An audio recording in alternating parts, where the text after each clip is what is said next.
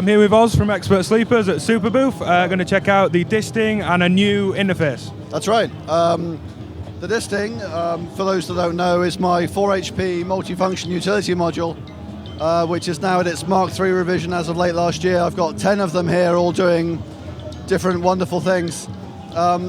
Basically, the idea with the Disting is it has 3 inputs, 2 outputs, and some knobs, and you put it in a mode and it does all kinds of stuff. And there's a big cheat sheet of stuff that's worth printing out if you have one. But the joy of the Mark III versus the previous versions is I've got updatable firmware now on an SD card slot on the back. So I've been pumping out new firmware ever since I released it. What I released a few weeks ago is an update that uses the SD card that was intended for firmware updates, and it uses that for sample playback. So you just basically stick some WAV files on it and you play them back. What this one is doing that, if I can remember where that is in the faders. No, not that one. This one. Turn that way down. Unplug those. So basically you stick a load of samples on the card and you can flip between them.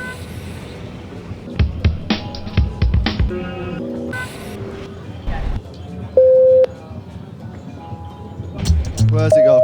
Right, and then there we go. And it's got some of the modes have varied speed, which is CV-able, so you can have a CV control over the pitch.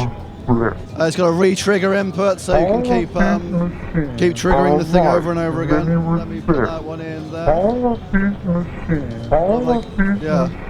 Probably winner of Eurorack's Best Light Show as well, I think. That's right. I have my custom illuminated jack sockets, which give you a good idea of what the module's doing, because red light means positive voltage, blue light means negative voltage. If it's flashing, it's oscillating. If it looks purple, it's flashing at audio rate, so you've got an audio signal there. Yeah, so that's that one. That's kind of fun to play with. The other thing that firmware updates bring to the Disting is a vocoder mode. So I've got this demoing here. I've got this Disting is playing a speech sample, which is coming into this Disting here, which is being the vocoder.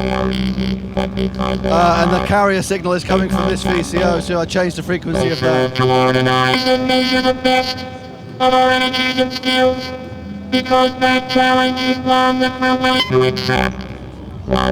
that's kind of fun. I'm not actually aware of another vocoder in Eurorack, and that's one thing I've added to the Disting recently. But yeah, tons of other features. This bit of it is no, not that one. This Disting is running a ping pong echo on the whole patch, which is tempo locked. If I could find anything that was making a sound, there we go. So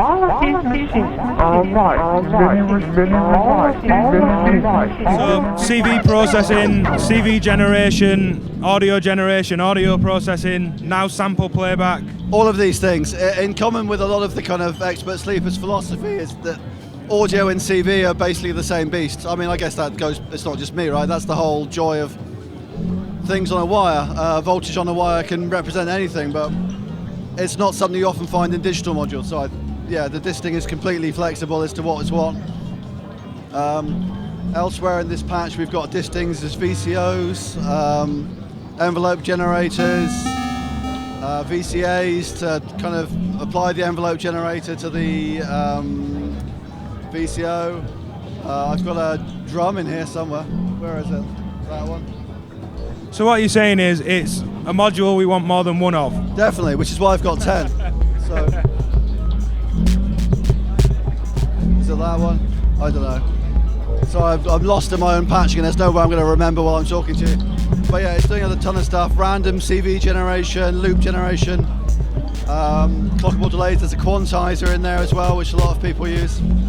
So, as well as the new Disting update, you've got a new USB interface as opposed to ADAT or SPDIF. Yes, that's right. So my established products are kind of computer integration based on digital audio, either through ADAT or SPDIF, like you say.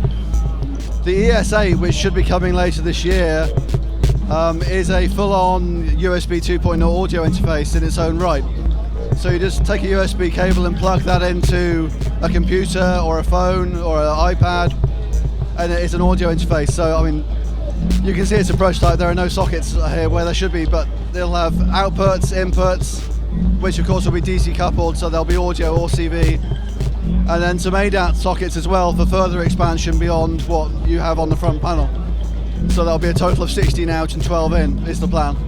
So that's another level of integration for those of us that might not have any ADAT or SPDIF or even don't have a sound card and they just want to start integrating a computer. It makes it possible to use it completely standalone. I mean, you could, for example, you could use it to generate CVs to control the modular, but you could also use it, say, just to have an iPad as an effects processor as part of your modular. Yeah. So you could send some audio signals in, run them through some reverbs and whatever is hard to find in Eurorack, and output it back into the thing, all without having any computer. Yeah, and I think crucially it's one less thing to bring to a gig if you want to bring a laptop. It's one less box to put in the bag. Yeah, and this totally motivates it for my own use as well. If I do it one in a few years' time with some mkIIIs on it, then I'll be laughing. That'll be the whole thing sorted out. Brilliant. Right, well, thank you very much, Oz. Yeah, no, thank you.